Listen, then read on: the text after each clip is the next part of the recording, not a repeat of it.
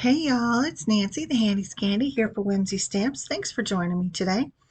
Doing something a little bit different, which seems to be how I start most of my videos these days. I am going to start by making what we call a masterboard.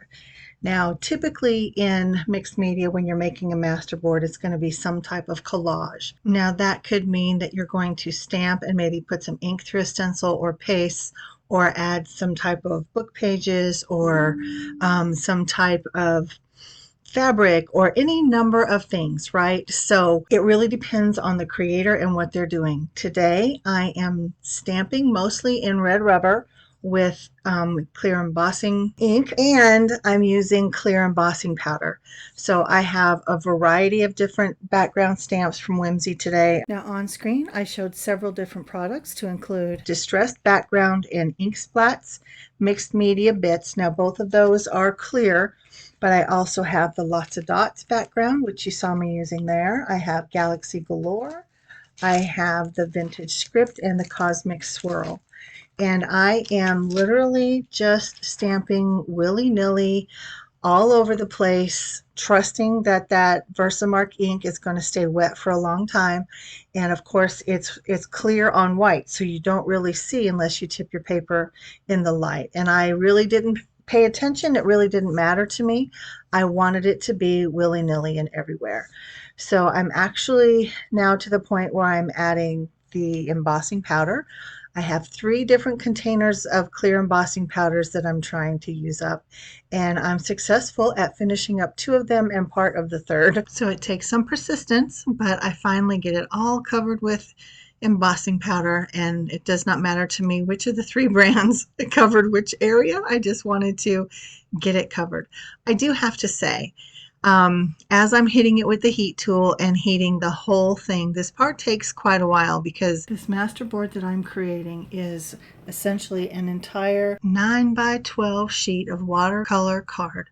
It's 140 pounds and it's a lot. It's really heavy, but I think that if I had used white instead of clear, it wouldn't have changed anything about the heat embossing time. However, the contrast would have been a little sharper, I guess, and that will make sense once I start applying color to the paper, which happens here in just a minute. So I did all of that heat embossing. You can see the texture and the pattern there. It's very subtle, obviously, it's tone on tone, but then I spray the whole thing down with my water mister, and I start by just kind of squeezing out with the dauber just a little bit of the pigment. It is aqua pigment from Brutus Monroe. I've had these for years and they've just been sitting in my drawer. Decided to pull them out and put them to use. So the 2 pinks that I have are Dahlia and Hollyhock. I have another one that's called Rose or Rosé, and it has lost its pink pigment. So anyway, several of them have lost their pigment. I thought it was only the oranges and the yellows, but no, the pinks too. Just kind of laying them out. I use the paintbrush and the water mister to obviously make them more liquid, and then to spread them out a little bit, kind of mix them and merge them. I was hoping that they would do that kind of organically, and they really didn't. But I just keep going at it, and then I bring in, I have a green, I have a light green, creamy pigment, and then I have a aqua pigment creamy teal, and that is black, but you can see that it turned blue. That's why I kind of shrugged my hands there like, what? I don't know. Again, it lost its pigment because it certainly is not black. So then I hit it all with the heat tool, dried it up, and I like that it has now some differences in tone. So you have some darker greens, some lighter greens, same with the teals and the pinks. And here's where I'm taking a clean cloth and wiping off all of the heat embossed areas so you get that emboss resist, right? But that's where I'm saying if I had used white instead of cream, I'd have had a greater contrast, because it would be the white embossing powder versus the cream of the cardstock underneath, or the watercolor card, because we all know watercolor card isn't vibrant white, it's more of a creamy color. So anyway, it is what it is. I love it. I think it's very striking. It's very fun. And yeah, you know, so it's not your typical masterboard in terms of like using a bunch of different collage, but in a sense I collaged with all the different stamping and heat embossing. So it still has that masterboard feel to it. And I created a big one, and then you cut it down and you use it up how you need. So that is my masterboard for today.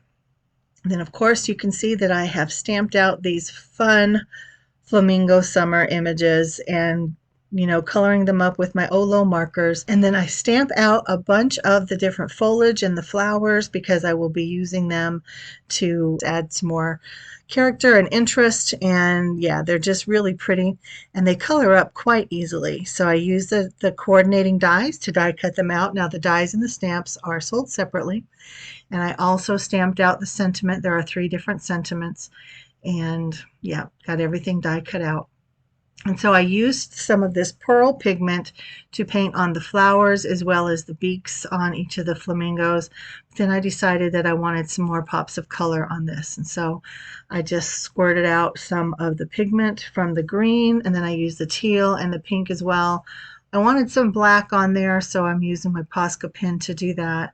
And then I actually used some white acrylic paint as well because my white Posca pen was empty and I did not know. So y'all tell me, did I go too crazy with the splatters?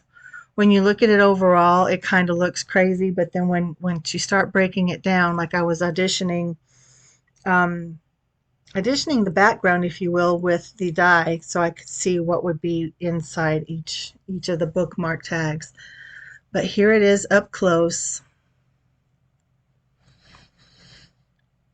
I think it's so interesting. And yes, you can see all that splatter. You can see all the different stamps, the details of the cosmic swirl. You've got the circles, you've got the crosshatch, you've got the words and the stars. And it's just so unique and so interesting.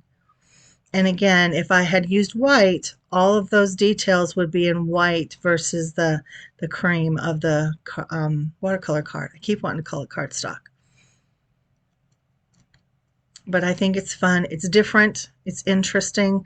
It's not something you see everyone doing, and especially using the liquid watercolor pigments. Yep. So here again, I'm auditioning with the bookmark tag die, and I come to a place where I find that I really like it, and I just went ahead and cut out 2 others. So now I have 3 bookmarks.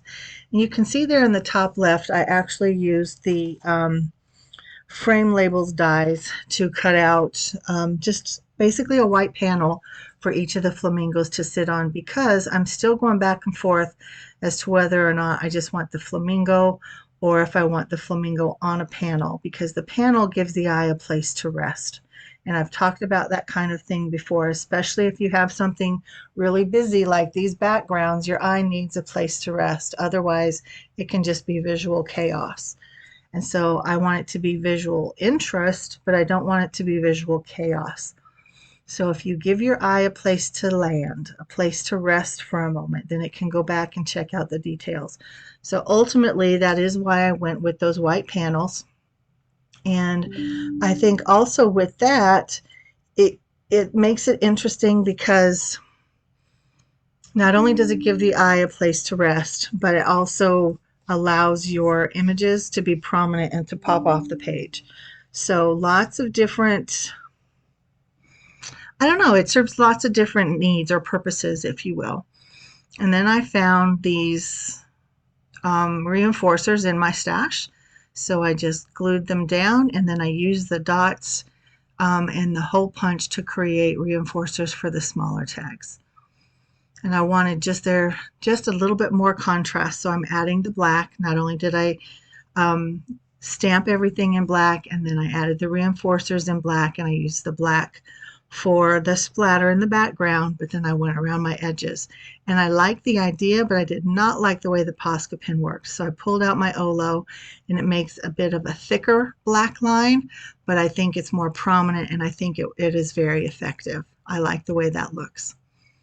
So I add each of the flamingos down to their panel, and I use that double-sided foam tape. The foam tape is from Whimsy's store, so you can check that out there if you are interested.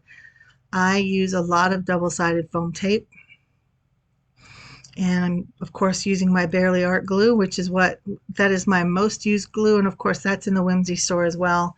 And you know, I link to everything. And I've used a lot of different products today, y'all. Yeah, and of course, those will be linked and listed downstairs in the description box. So if you want to do any shopping, feel free to use those links.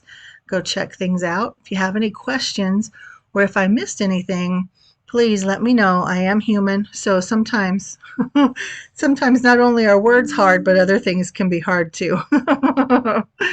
So yeah, just let me know if you have any questions. And then here is where I'm using the beautiful foliage and the pretty flowers and just building up these little scenes, adding some drama, if you will, to the little panels. And I think they're very cute. Most of the foliage gets glued down straight to the tag, but on the florals, some of them get lifted up on double-sided foam tape. And again, I almost always use my wet glue to add, just give myself that wiggle room, because it's almost for certain if I don't give myself wiggle room, that's when I need it. That's when I need it. So I think these are fun. I think they're interesting. And I just want to say, so I am a single mom. The dads in the lives of my children have been absent pretty much all their lives. So I have played the role of mom and dad for the better part of 40 years. So I just want to say that these tags really, they're for Father's Day. They're Father's Day flamingos in my book, but they're for the moms who have had to play mom and dad. And I know that there are a bunch of dads who have to play mom as well, and I do believe that they should be honored on Mother's Day as well.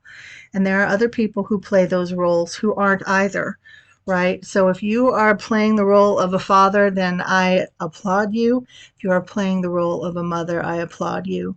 And, you know, I just want to say that you do look totally flamazing. I don't care if your hair's in a messy bun, if you've had to cut it off, if it's unwashed, you look totally flamazing. And you were born to stand out. Look at what you're doing. Look at how important you are in the lives of the kids that you're taking care of. So important. And keep in mind that you are still standing. You have survived all of your worst days. Whether you're in a parental role or not, you are still standing, and I am proud of you. So these bookmark tags, these Father's Day flamingos, are for all of us. And we are all amazing, and we all are born to stand out, and we are all still standing. We have survived all of our worst days, and we will continue. So guys, thank you for spending time with me. This is Nancy the Handy Scandy for Whimsy Stamps. Like, subscribe, comment, join us on all of our socials, and until next time, mwah, I'm out.